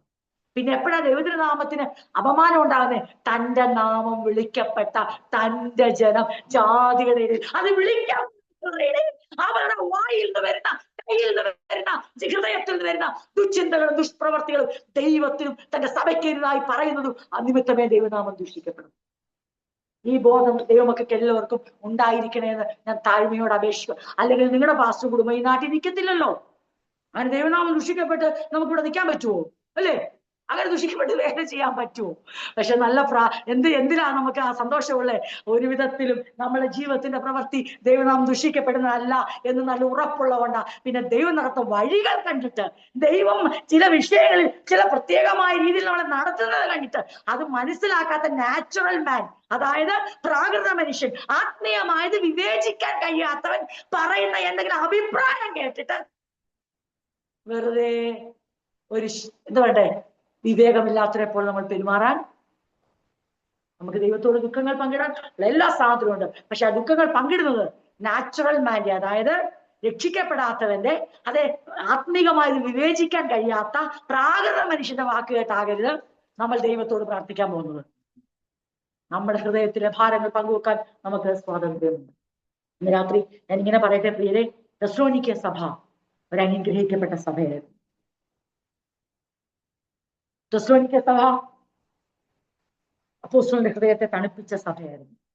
അപ്പൊ ഞാനിങ്ങനെ ചിന്തിച്ചു, എന്തൊരു സന്തോഷം അപ്പോസ്തലന്. എനിക്ക് നിങ്ങളുടെ വിശ്വാസത്തെയും ഈ രണ്ട് കാര്യത്തിൽ ഏറ്റവും കൂടുതൽ ഭയപ്പെട്ടെ, ഒന്ന് ദൈവത്തോടുള്ള വിശ്വാസവും, രണ്ട് ഇവരോടുള്ള സ്നേഹവും. ഇത് രണ്ടുമാണ് എപ്പോഴും ആടി ഉലയുന്നേ. ദൈവത്തിലുള്ള വിശ്വാസം കുറയുമ്പോൾ ഓട്ടോമാറ്റിക്കായിട്ട് അതിനെ ബാധിക്കുന്ന അടുത്ത ഘടകമാണ് സ്നേഹം. എന്നാൽ തിമോത്തിയോസ് നിങ്ങളുടെ വിശ്വാസത്തെയും സ്നേഹത്തെയും കുറിച്ചുള്ള സദ്വാർത്തയുമായി ഞങ്ങളുടെ അടുത്ത് മടങ്ങിയെത്തി. നിങ്ങൾ എപ്പോഴും ഞങ്ങളെ, നമ്മൾ ഇത്ര വലിയ കാര്യമാണ് ഒരാൾ ഞങ്ങളെ ഓർക്കുന്നതിൽ ഇത്ര, അത് നമ്മുടെ ഓർമ്മയല്ല അവരുടെ ഓർമ്മ. അവരുടെ ജീവിതത്തില് എത്തുപിടിയിലാ നിൽക്കുക. പീഡനങ്ങൾ ആഞ്ഞടിക്കുക. പ്രതിസന്ധികളിലൂടെ ഒരു കടന്നു പോവുക. സ്വന്തം നാട്ടിൽ ഇനി എങ്ങനെ തുടരണമെന്ന് പോലും അവർക്ക് അറിയത്തില്ല. അത്രയ്ക്ക് സഭയ്ക്ക് പീഡനങ്ങൾ അവിടെ ഉണ്ട്. പക്ഷെ അവര് പറയാണ്, നിങ്ങൾ എപ്പോഴും ഞങ്ങളെ സ്നേഹപൂർവ്വം സ്മരിക്കുന്നുണ്ടെന്നും നിങ്ങളെ കാണാൻ ഞങ്ങൾ ആഗ്രഹിക്കുന്ന പോലെ തന്നെ നിങ്ങളും ഞങ്ങളെ കാണാൻ അതിയായി ആഗ്രഹിക്കുന്നുണ്ടെന്നും തീമോത്തിയോസ് ഞങ്ങളെ അറിയിച്ചു. അതിനാൽ സഹോദരങ്ങളെ, ഞങ്ങളുടെ സകല ദുരന്തങ്ങളുടെയും പീഡനങ്ങളുടെയും മധ്യത്തിലും നിങ്ങളുടെ വിശ്വാസം ഞങ്ങൾക്ക് ആശ്വാസം പകർന്നു. അപ്പൊ കഷ്ടത്തിലിരിക്കുന്നവരിൽ നിന്ന് ഗുഡ് ന്യൂസ് എത്തുമ്പോൾ ദുരന്തങ്ങളും കഷ്ടൂടെ കടന്നു പോകുന്നവർക്ക് ആശ്വാസമായി. എന്തൊരു ചേർച്ചയല്ലേ! കർത്താവ് എങ്ങനെയൊക്കെയാണ് സഭയെ പണിതെടുക്കുന്നത് നമുക്ക് ചിന്തിക്കാൻ പോലും. നമ്മളെങ്ങനെയാ കരുതിയിരിക്കുന്നത്? നമ്മളെ കരുതിയിരിക്കുന്നത് എന്നാ ചോദിച്ചാൽ, പ്രാർത്ഥനയുടെ മറുപടി കിട്ടി അത് ആഘോഷിക്കുന്നവരടുത്തുനിന്ന് സദ്വർത്തമാനം ചെല്ലുമ്പോൾ മാത്രമേ ബലം ഉണ്ടാകത്തുള്ളൂ എന്നൊരു തെറ്റിദ്ധാരണ ഇന്നത്തെ പല ദൈവമക്കൾക്കും. പക്ഷേ അപ്പോസ്തലൻ പറഞ്ഞു, ഞങ്ങളുടെ കഷ്ടങ്ങളിൽ ദൈവം ഞങ്ങളെ ആശ്വസിപ്പിക്കുന്ന ആശ്വാസം കൊണ്ട് ഏതൊരു കഷ്ടത്തിലെ ആശ്വസിപ്പാൻ ഞങ്ങൾ പ്രാപ്തരാകും. അതിനാൽ നിങ്ങളുടെ വിശ്വാസം ഞങ്ങൾക്ക് ആശ്വാസം പകർന്നു. ഞങ്ങൾ യഥാർത്ഥത്തിൽ ജീവിക്കുന്നത് നിങ്ങൾ കർത്താവിൽ ഉറച്ചു നിൽക്കുന്നതുകൊണ്ടാണ്. എത്രമാത്രം അപ്പോസ്തലന്റെ ഹൃദയത്തെ അവർ തണുപ്പിച്ചു എന്നുള്ളതാണ്. നിങ്ങൾ നിമിത്തം ദൈവസനിൽ ഞങ്ങൾ അനുഭവിക്കുന്ന സകല ആനന്ദത്തിനുമായി ദൈവത്തിനും മതിയായ വിധം നന്ദി പറയാൻ ഞങ്ങൾക്ക് എങ്ങനെ കഴിയും? പറ്റുന്നില്ല, നന്ദി പറയാൻ പറ്റുന്നില്ല. ഇപ്പം ഇതൊക്കെ അങ്ങ് മാറി. അന്നേരം എന്താ പറയാ, ഭയമായി. ഇപ്പൊ പറയാ, എനിക്ക് എങ്ങനെ നന്ദി പറയണമെന്നില്ല, പറഞ്ഞാൽ തീരുമോന്നറിയില്ല. എങ്ങനെ നന്ദി പറയാൻ കഴിയും? നിങ്ങളെ മുഖാമുഖം കാണാനും നിങ്ങളുടെ വിശ്വാസത്തിന്റെ കുറവ് നികത്താൻ ഞങ്ങൾ രാവും പകലും വളരെ ശുഷ്കാന്തിയോടെ പ്രാർത്ഥിക്കും. ഞാൻ ഈ ഭാഗം ചിന്തിച്ചപ്പോൾ എന്റെ മനസ്സിലോട്ട് ഓടിയെത്തിയ മറ്റൊരു സഭയുണ്ട്. ഏത് സഭയെന്നറിയാവോ? മരുഭൂമിയിലെ സഭ. തെസ്സലോനിക്ക സഭയുടെ വിശ്വാസവും അവരുടെ ലീഡേഴ്സിനോടുള്ള സ്നേഹവും അവരെ നടത്തുന്നവർക്കെതിരെ പിറുപിറുക്കാത്ത ഇടറിപ്പോകാത്തവരുടെ മനോഭാവം വായിച്ചപ്പോൾ പെട്ടെന്ന് എന്റെ ഹൃദയത്തിലൂടെ കർത്താവ് ഓർപ്പിച്ചെന്നറിയാവോ? നീ മരുഭൂമിയിലെ സഭയൊന്ന് നോക്കിക്കേ. നമുക്ക് നന്നായിട്ടറിയാം ചർച്ച് ഇൻ ദ വിൽഡർനെസ്. അവരോട് ചോദിക്കേ, നിങ്ങൾ രാവിലെ മന്ന കഴിക്കുന്നുണ്ട്, പിന്നെ ആകാശത്ത് നിങ്ങൾക്ക് ഒത്തിരി അത്ഭുതങ്ങൾ ദൈവം ഭൂമിയിലും ആകാശത്തു നിന്നും ഒക്കെ ചെയ്യുന്നുണ്ട്. പക്ഷെ നിങ്ങൾ ഏറ്റവും കൂടുതൽ ദൈവത്തിന് കൊടുത്തേക്കുന്നത് എന്തോ? ഞങ്ങൾ ഏറ്റവും കൂടുതൽ സ്തുതിയും സ്തോത്രമാണോ? അല്ല, ഏറ്റവും കൂടുതൽ കൊടുത്തിരിക്കുന്നത് പെറുവെറുപ്പും മറുകലിപ്പും. ഞങ്ങൾക്ക് അതി താഴെ കിട്ടത്തുള്ളൂ സ്തുതിയും സ്തോത്രവും ഒക്കെ. എന്നിട്ട് കർത്താവ് അത് കണക്ക് കൂട്ടിയോ? നമുക്കറിയാം, സംഖ്യാപുസ്തകം 14 പറഞ്ഞേ, അവർ എന്നെ 10 പ്രാവശ്യം പരീക്ഷിച്ചു. അപ്പൊ നമ്മൾ സ്തുതി കൊടുക്കുന്നതും കർത്താവ് കണക്ക് കൂട്ടി വെക്കും. സ്തുതിക്ക് പകരം നമ്മള് പെറുവെറുപ്പും മറുതലിപ്പും ആണെങ്കിൽ അതും കർത്താവ് കണക്ക് കൂട്ടി. മരുഭൂമിയിലെ സഭ പരാജയപ്പെട്ടു, പക്ഷെ തെസ്സലോനിക്ക സഭ വിശ്വാസത്തിൽ നിലനിന്നു. മരുഭൂമിയിലെ സഭ ദൈവം മോശ മുഖാന്തരം നടത്തിയ സഭ. ഞാൻ ജസ്റ്റ് ഇങ്ങനെ എഴുതി വെച്ചു, 1-2 കാര്യങ്ങൾ നമ്മൾ എല്ലായിടത്തും വായിക്കണ്ട, എങ്കിലും ഞാൻ പറയാനായിട്ട് എഴുതി വെച്ചു. അറിയോ? പുറപ്പാട് ദിവസം 14, 11 തൊട്ട് 13 വാക്യങ്ങളിൽ അവർ ചെങ്കടലിന് മുമ്പിൽ അവർക്ക് ഒരു അവസരം ദൈവം കൊടുത്തു. ദൈവത്തിന് ഒരു അൺസർട്ടനിറ്റിയുടെ മുമ്പിൽ അവരെ നിർത്തി നോക്കി, ഒരനിശ്ചിതത്തിന്റെ മുമ്പിൽ. അതായത് മുന്നോട്ടും വയ്യ പുറകോട്ടും വയ്യ. ഈ ഒരു അവസ്ഥ വന്നാൽ എന്ത് ചെയ്യും? മുന്നോട്ടും വയ്യ പുറകോട്ടും വയ്യ. അവര് നല്ല രീതിയിൽ ഉപയോഗിച്ചു. എന്തുപയോഗിച്ചു? ഹൃദയത്തിലുള്ളത് വായി തോന്നിയത് എല്ലാം വിളിച്ചു പറഞ്ഞു.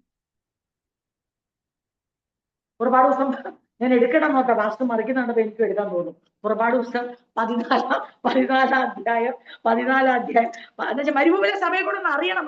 അല്ല നമുക്ക് ഈ തെസ്സലോനിക്ക സഭയ്ക്ക് നമ്മളൊരു വാല്യൂ കൊടുക്കത്തില്ലല്ലേ? ഇതൊക്കെ ആർക്കാ പറ്റാത്തത് വിചാരത്തിലാണ് നമ്മളിപ്പം കേൾക്കുന്നത്.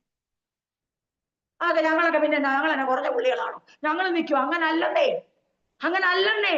അത്ഭുതങ്ങളുടെ അടിസ്ഥാനത്തിലല്ല സഭ നിലകൊള്ളേണ്ടത്. പിന്നെയോ അദൃശ്യനായ ദൈവത്തിന്റെ അടിസ്ഥാനത്തിലാണ് നിലകൊള്ളേണ്ടത്. ദൈവം കാണിച്ചത് നമുക്ക്. പുതിയ നിയമസഭയെ നിങ്ങൾ അത്ഭുതങ്ങളുടെ അടിസ്ഥാനം ചോദിക്കണ്ട. കാരണം ഞാൻ ഇതുപോലെ അത്ഭുതം ചെയ്തൊരു സഭ വേറെ ഇല്ല, ഇതുപോലെ എന്നോട് പിറുപിറുത്തം സഭ വേറെ ഇല്ല. പ്രാർത്ഥിക്കുന്ന എല്ലാത്തിനും മറുപടി കിട്ടിയാൽ നിലനിൽക്കും. വെറുതെയാ. പ്രതീക്ഷിക്കാതെ സംഭവിച്ചാൽ അമാനുഷ്യവും അസാധ്യവുമായ ദൈവം ചെയ്താൽ ഇതൊക്കെ ആർക്കാ ഗുണപ്പെടുന്നറിയാമോ? ഹൃദയം കൊണ്ട് ദൈവത്തെ സേവിക്കാൻ മനസ്സുള്ളവനെ ഇതൊക്കെ ഗുണപ്പെടത്തുള്ളൂ. പുറപ്പാട് ദിവസം 14 അധ്യായം 11 തൊട്ട് വാക്യങ്ങൾ അവന് പറയാണേ, അവർ മോശയോട്, മിസ്രയീമിൽ ശവക്കുഴിയില്ലാഞ്ഞിട്ടോ നീ ഞങ്ങളെ മരുഭൂമിയിൽ മരിപ്പാൻ കൂട്ടിക്കൊണ്ടുവന്നു. അൺസർട്ടനിറ്റിയെ ഫേസ് ചെയ്യുക. അനിശ്ചയത്തിന്റെ മുമ്പിൽ അവരത് ആ ഓപ്പർച്യൂണിറ്റി അവരെങ്ങനെ ഉപയോഗിച്ചോ നോക്കിക്കോണം. നീ ഞങ്ങളെ മിസ്രയീമിൽ നിന്ന് പുറപ്പെടുവിച്ചതിനാൽ ഞങ്ങളോട് ചെയ്തതെന്ത്? മരുഭൂമിയിലെ സഭയുടെ ക്വാളിറ്റിയാണ്. ഞാനിതെന്താ ഇങ്ങനെ വായിക്കാൻ കാര്യം അറിയോ? അതിനൊരു കാരണമുണ്ട്. കാരണം അപ്പോസ്തലൻ പറഞ്ഞില്ല ഞാൻ ഭയപ്പെട്ടെന്ന്. തെസ്സലോനിക്ക സഭ തിമോത്തിയോസ് ചെല്ലുമ്പോ ഇങ്ങനെ പിടിക്കണം, പിടിച്ചിട്ട് പറയും എന്തോ ഉദ്ദേശം ഞങ്ങളോട് ഈ സുവിശേഷം പറഞ്ഞിട്ട് പോയത്. ഇതിനേക്കാൾ നല്ല ഞങ്ങളുടെ പഴയ ക്ഷേത്രത്തിൽ പോയി ഞങ്ങള് ജീവിക്കുന്നതായിരുന്നു. നിങ്ങൾ പ്രസംഗിച്ച വചനം കേട്ട് വിശ്വാസി വന്നിട്ട് ഞങ്ങൾക്ക് സമാധാനവും ഇല്ല, സ്വസ്ഥതയില്ല, അടി പിടി വഴക്കും പീഡനവും ഇതൊക്കെ സംഭവിക്കുമെന്ന് അപ്പോസ്തലന് ചില പേടി ഉണ്ടാകും. കാരണം അപ്പോസ്തലന് നന്നായിട്ട് മരുഭൂമിയിലെ സഭയെ കുറിച്ച് അറിയാം. കാരണം ഒരു അവസരം വരുമ്പോൾ, പ്രതിസന്ധി വരുമ്പോൾ, അത് അങ്ങോട്ടും ഇങ്ങോട്ടും ഇല്ലാന്നൊരു അവസ്ഥ വരുമ്പോൾ എല്ലാം ഒരു നിമിഷം കൊണ്ട് മറന്ന് ഞങ്ങളെ എന്തിനു കൂട്ടിക്കൊണ്ടുവന്നു? ഇത് ശവക്കുഴിയാൻ കൊല്ലാനാണ് ഇവിടെ കൊണ്ടുവന്നത്. ഞാൻ മിസ്രയീം എന്ന് പറയാ പുറപ്പെടുവിച്ചാൽ ഞങ്ങളോട് ചെയ്ത എന്താ? 12-ാം വാക്യം, മിസ്രയീമ്യർക്ക് വേല ചെയ്യുവാൻ ഞങ്ങളെ വിടണമെന്ന് ഞങ്ങൾ മിസ്രയീമിൽ വെച്ച് നിന്നോട് പറഞ്ഞില്ലയോ? മരുഭൂമിയിൽ മരിക്കുന്നതിനേക്കാൾ മിസ്രയീമ്യർക്ക് വേല ചെയ്യുന്നതായിരുന്നു ഞങ്ങൾക്ക് വേണ്ടി. ഞാൻ ഈ ഭാഗങ്ങൾ ഇങ്ങനെ പറയാനാണ്, എനിക്ക് ഒത്തിരി വാക്യങ്ങൾ ഞാൻ ഇവിടെ എഴുതി വെച്ചിട്ടുണ്ട്. പക്ഷെ ഒരു കാര്യം ഞാൻ പറയാം. അവര് പറയാണേ അവരുടെ ആ ദൈവത്തിന് മഹത്വം കൊടുക്കേണ്ട ആ സമയം അവര് നേരെ മോശയ്ക്ക് നേരെ അങ്ങ് വളരെ വേദനാജനകമായ അവസ്ഥ. എല്ലാം മറന്നു, പുറപ്പെടുവിച്ചതും മറന്നു. 1, 2, 3, 4, 5, 6, 7, 8, 9, 10 പ്രാവശ്യമുള്ള ബാധയിൽ അവരെ കാത്തതും മറന്നു, എല്ലാം മറന്നു. ഒറ്റ രാത്രി കൊണ്ട് സമ്പന്നരാക്കിയതും മറന്നു, അല്ലേ?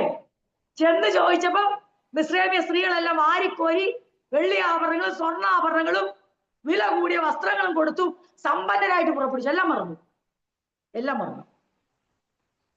മരുഭൂമിയിലെ സഭ മറക്കുന്ന സഭയായിരുന്നു. മരുഭൂമിയിലെ സഭ പിറുപിറുക്കുന്ന സഭയായിരുന്നു. മരുഭൂമിയിലെ സഭ മറന്നടിക്കുന്ന സഭയായിരുന്നു. തെസ്സലോനിക്ക സഭ മറക്കുന്ന സഭയല്ല, ദൈവം എന്ത് ചെയ്തെന്ന് ഓർക്കുന്ന സഭയായിരുന്നു. കഷ്ടങ്ങളെ നിയോഗമായി കാണുന്ന സഭയായിരുന്നു.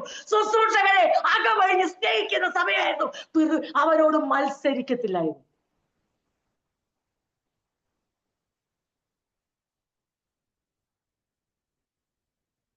അത് കഴിഞ്ഞ് ദൈവം ചെങ്കടലിനെയൊക്കെ പിളർന്നു. അപ്പത്തേക്ക് നമ്മൾ അതിശയിച്ചു പോയി ഇവരുടെ മാറ്റം. എത്ര പെട്ടെന്ന ഇവരുടെ രീതി മാറുന്നോർത്തോണം. ഞങ്ങൾക്ക് അടിമവേലയായിരുന്നു നല്ലതെന്ന് ഇവര് പറഞ്ഞത്. ദൈവം ഒരു അത്ഭുതം ചെയ്തു, ഉണങ്ങിയ നിലത്തൂടെ അവരെ നടത്തി. പുറപ്പാട് ദിവസം 15 എത്തുമ്പോ മോശ ഇസ്രായേൽ മക്കളൊന്ന് യഹോവയ്ക്ക് സങ്കീർത്തനം പാടി ചൊല്ലി എന്തെന്നാൽ പിന്നെ എല്ലാരും കൂടെ ഡാൻസായി, പാട്ടായി, സ്തുതിയായി, സങ്കീർത്തനമായി. ചോദ്യം, സ്തുതിക്കാണോ ഇവർക്ക് ആയുസ് കൂടുതല്? ഇവരുടെ പിറുപിറുപ്പിനാണോ ആയുസ് കൂടുതൽ? സ്തുതിയൊക്കെ കുറച്ചു നേരം നിൽക്കത്തുള്ളൂ. സ്തുതിയുടെ എക്സ്പയറി ഡേറ്റ് ഉണ്ട്. എങ്ങനാ? വാലിഡിറ്റി എങ്ങനാ? അടുത്ത പ്രശ്നം വരെ, അടുത്ത പ്രതിസന്ധി വരെ ഞങ്ങൾ പാടാം. പക്ഷെ ഞങ്ങൾക്ക് വെള്ളത്തിനോ ഭക്ഷണത്തിനോ ബുദ്ധിമുട്ടോ ഞങ്ങളായിട്ട് വട്ടം ചുറ്റിച്ച വിവരം അറിയും നിങ്ങൾ. ഇതായിരുന്നു മരുഭൂമിയിലെ സഭ. അടുത്തവരെവിടെ എത്തി? മാറായുടെ മുമ്പിലെത്തി. പുറപ്പാട് ദിവസം 15-24 മാറായുടെ മുമ്പിലെത്തി. അവർക്ക് വെള്ളം കിട്ടിയില്ല. അങ്ങനെ അവർക്ക് വെള്ളം കിട്ടിയില്ല, പിന്നെ വെള്ളം കിട്ടി. അതാണ് അവർക്ക് കൂടുതൽ ദേഷ്യം വന്നത്. വെള്ളം കിട്ടിയപ്പം കഴിക്കുന്നു. അവരുടെ ഫുൾ കൺട്രോൾ പോയി, സ്തുതിയൊക്കെ പോയി. അവര് പറഞ്ഞു ഇപ്പം ഈ നാവ് കൊണ്ട് സ്തുതിക്കാനുള്ളതല്ല, ഇപ്പം പറയാനുള്ള 2 പറയാനുള്ള സമയം. അങ്ങനെയാണ് ഇന്നത്തെ പല വിശ്വാസികളും. പറയേണ്ടവർ അവർ നല്ലത് 4 പറയും, സ്തുതിക്കേണ്ടവർ നല്ല 4 സ്തുതി ദൈവത്തിന് കൊടുക്കും. അപ്പൊ അവരെ ഏത് സഭയുടെ അംഗമാ? പുതിയ നിയമസഭയുടെ അംഗമല്ല അവര്. അപ്പൊ അവരെ ഓർത്തോണം, അവര് മരുഭൂമിയിലെ സഭയുടെ അംഗമാണ്. അപ്പൊ പാട്ട് പോയി, തപ്പ് താഴോട്ട് വെച്ചു, പിന്നെ അവരെന്ത് വേണം? തപ്പിന് പകരം കൈയെടുക്കും. അവര് പറഞ്ഞു നടക്കത്തില്ലെന്ന് പറഞ്ഞു. ഞങ്ങൾക്ക് വെള്ളം കിട്ടിയില്ലെങ്കിൽ ഞങ്ങളുടെ പിള്ളേർക്കും ഞങ്ങൾക്ക് ഇത് നടക്കത്തില്ല. ഫാമിലി ഓറിയന്റഡ് ആയിരുന്നു അവര് കേട്ടോ. ഭയങ്കര ഫാമിലി ഓറിയന്റഡാ. ഈ ഫാമിലി ഓറിയന്റഡ് അവർക്ക് ഇച്ചിരി പിറുവിറുപ്പ് കൂടും.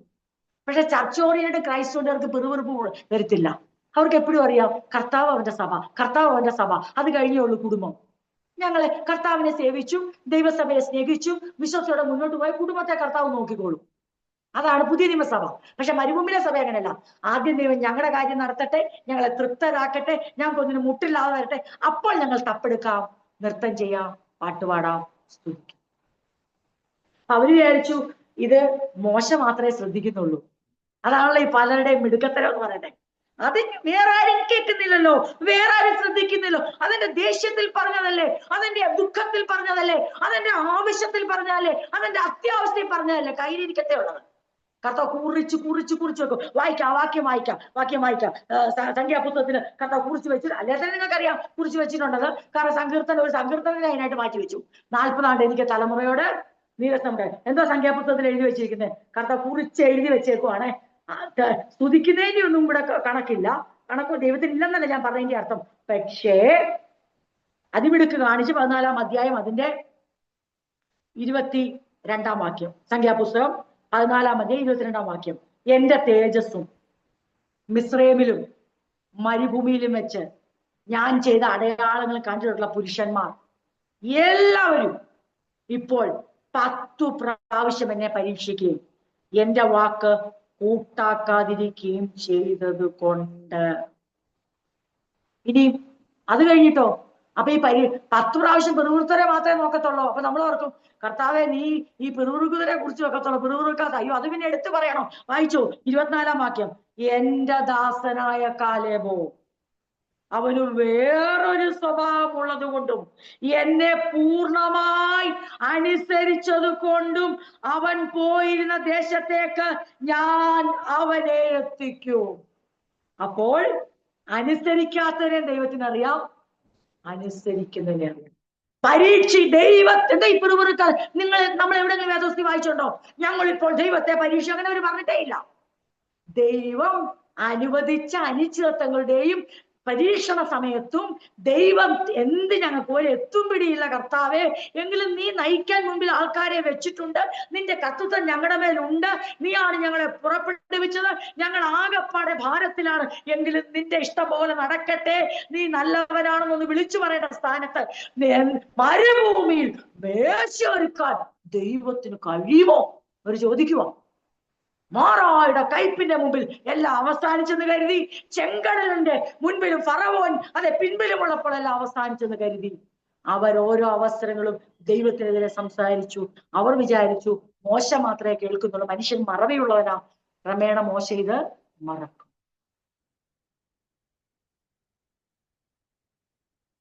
പുറപ്പാട് ദിവസം 16-ാം അധ്യായം 2-3 വാക്യങ്ങൾ വായിക്കുമ്പോൾ അവർ സീൻ മരുഭൂമിയിലെത്തി. പുറപ്പാട് ദിവസം 16-ാം അധ്യായം 2-3 വാക്യങ്ങൾ വായിക്കുമ്പോൾ അവർ എവിടെ എത്തി? മാറായ മധുരമാക്കി ഇവർക്ക് കാണിച്ചു കൊടുത്തു, ചെങ്കടൽ പിളർന്നു, അങ്ങനെ സീനിലെത്തി.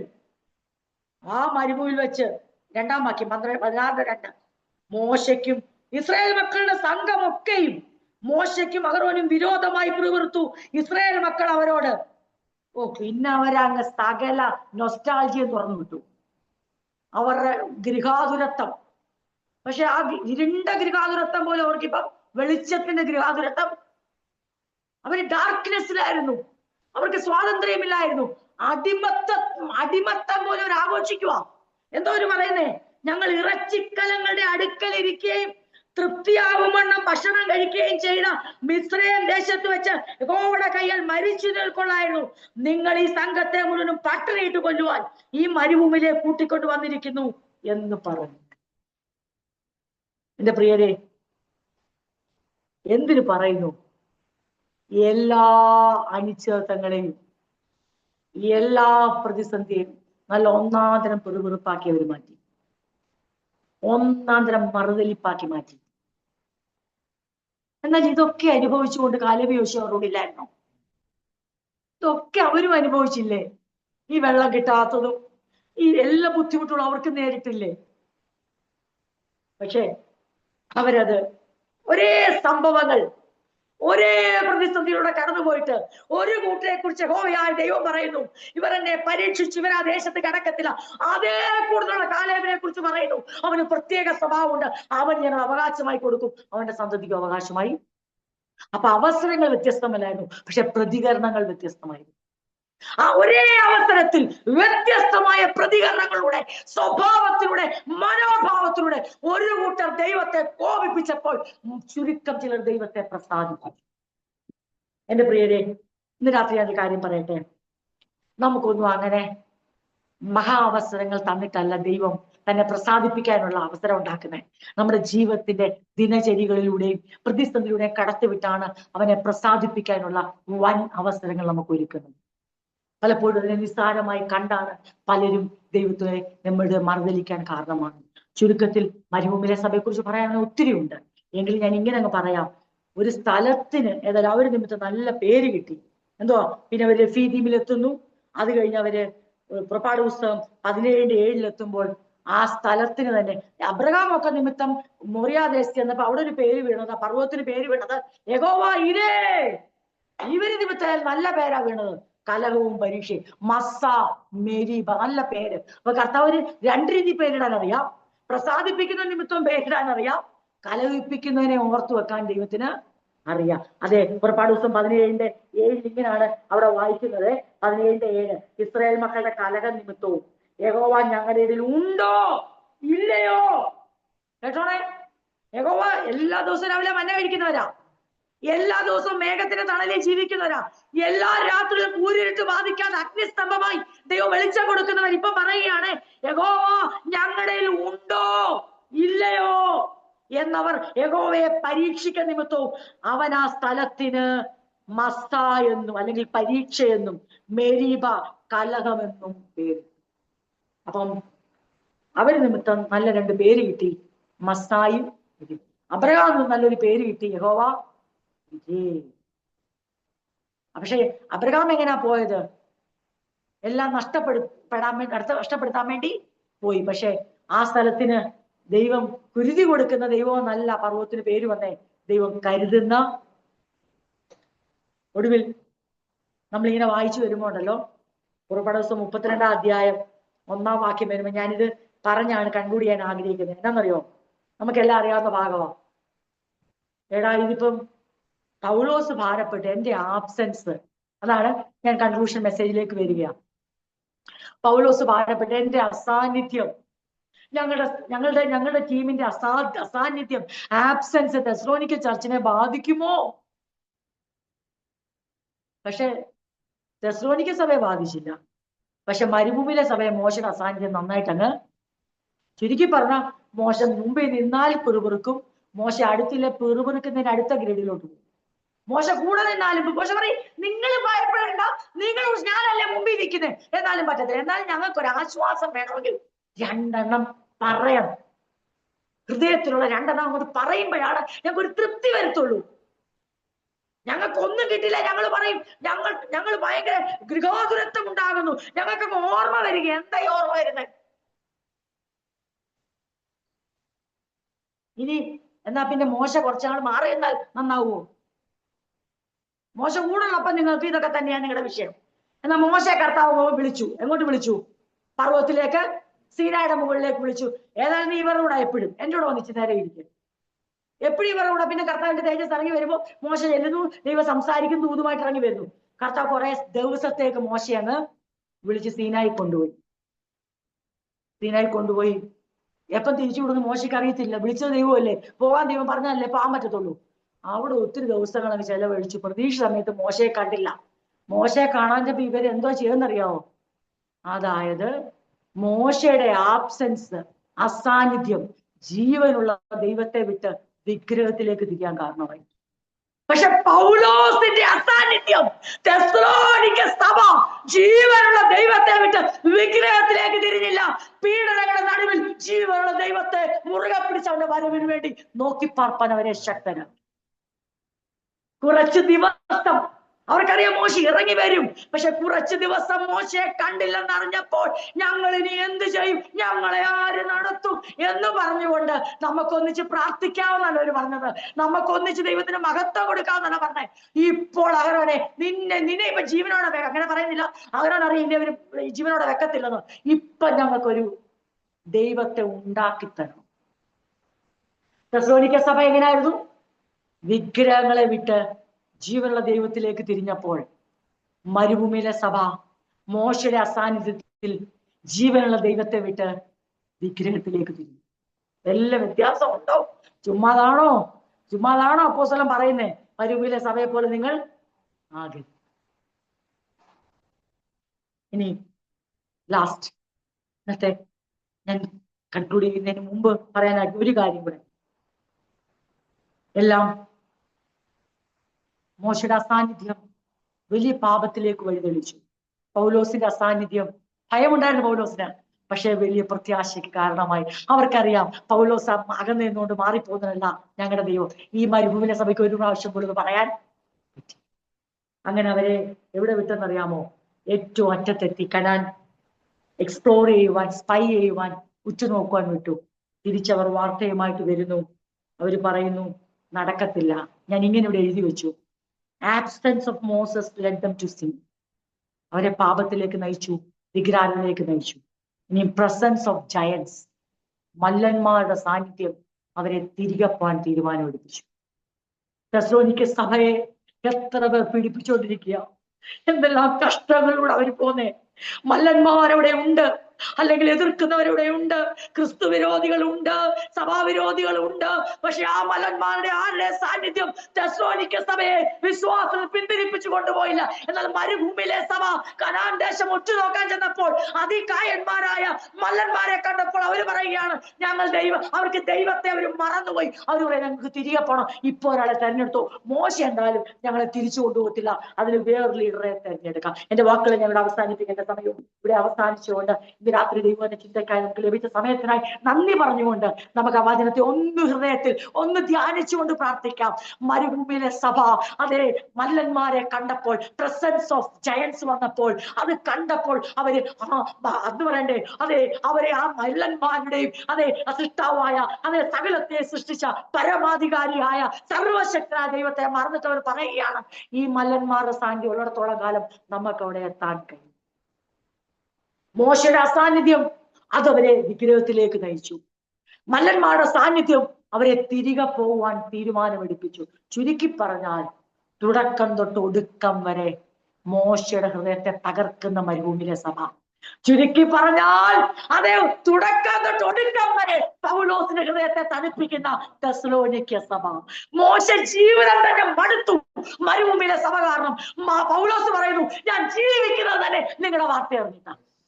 ഇന്ന് രാത്രി പരിശുദ്ധാത്മാവ് നമ്മളോട് ചോദിക്കുക, നാം മറ്റുള്ള ജീവിതം മടുപ്പിക്കുന്ന ജീവിതമാണോ നയിക്കുന്നത്, അതോ അവരെ ജീവിപ്പിക്കുവാൻ പ്രേരിപ്പിക്കുന്ന ഒരു ഘടകമായി നാം തീരാൻ തയ്യാറാണോ? മോശയെ മുഷിപ്പിച്ചു കളഞ്ഞു. എന്തിനു പറയുന്നത്? മോശയെ കൊണ്ട് പോലും അനുസരണക്കേട് കാണിക്കത്തക്കവണ്ണം ഇവരുടെ അതെ പിറുപിറുപ്പ് മോശയുടെ നില തെറ്റിച്ചു, നിയന്ത്രണത്തെ തന്നെ കൈവിട്ട് കളഞ്ഞു. പക്ഷേ ഭയന്നു പോയ പൗലോസിനെ ഭയം നീക്കി സന്തോഷം കൊണ്ട് നിറച്ച് പൗലോസ് അപ്പോസ്തലൻ പറയുക, എനിക്ക് എങ്ങനെ നന്ദി പറയണം? ഇപ്പൊ നിങ്ങൾ ദൈവമക്കളെ, നിങ്ങൾ പുസ്തകം മൊത്തം വായിച്ച മോശ എവിടെയെങ്കിലും പറയുന്നുണ്ടോ ഇത്? മോശയ്ക്ക് ഒരു അവസരമേ കൊടുത്തില്ല അവർ നന്ദി പറയാൻ. മോശ പേഴ്സണൽ നന്ദി പറയുന്നുണ്ട്, ഇവരെ ഓർത്തൊരു നന്ദി പറയാൻ അവരൊരു അവസരം കൊടുത്തിട്ടില്ല. മറിച്ച് പൗലോസ് അപ്പോസ്തലൻ പറയാണ്, എനിക്ക് അറിയത്തില്ല ഞാൻ എങ്ങനെ പറഞ്ഞത് ഫലിപ്പിക്കും, എനിക്ക് നന്ദി പറഞ്ഞു തീർക്കാൻ പറ്റുമെന്നൊന്നും അറിയില്ല, പക്ഷെ I M so happy, I M so GLAAD, I M so thankful. I don't have any words to express it. I don't know how to thank God. എനിക്ക് അറിയില്ല, അത്രയ്ക്ക് നിങ്ങൾ എന്റെ ഹൃദയത്തെ തണുപ്പിച്ചു. എന്താ ദൈവമക്കളെ അവർ ചെയ്തേ? കനമുള്ള കവർ കൊടുത്തു വിട്ടോ? അവര് ദശാംശം കൊടുത്തു വിട്ടിട്ടാണോ? അവര് ആദ്യഫലം കൊടുത്തു വിട്ടിട്ടാണോ? അവര് തിമോത്തിയോസിന് കനമേറിയ എന്തെങ്കിലും കൊടുത്തു വിട്ടിട്ടാണോ? എത്ര സന്തോഷം! അല്ല, അവർ കൊടുത്തു വിട്ടേന്നറിയാമോ? പിശാചിന്റെ പ്രലോഭനത്തിൽ അപ്പോസ്തലനാ പേടിക്കേണ്ട, ഈ കഷ്ടങ്ങളിൽ ഞങ്ങളെ കുടുക്കാൻ, ഞങ്ങളെ വിശ്വാസത്തിൽ പിന്തിരിപ്പിക്കാൻ വിഗ്രഹങ്ങളെ വിട്ടുവന്ന് ഞങ്ങളെ ഇനിയും ജീവനുള്ള ദൈവത്തെ വിട്ടിട്ട് വിഗ്രഹത്തിലേക്ക് തിരിയുവാൻ ഈ പ്രലോഭനം ഞങ്ങൾ സമ്മതിക്കത്തില്ല. ഞങ്ങൾ വിശ്വാസം ഉറച്ചു നിൽക്കുന്നു. അങ്ങ് ധൈര്യത്തോടെ വേല ചെയ്താണ്.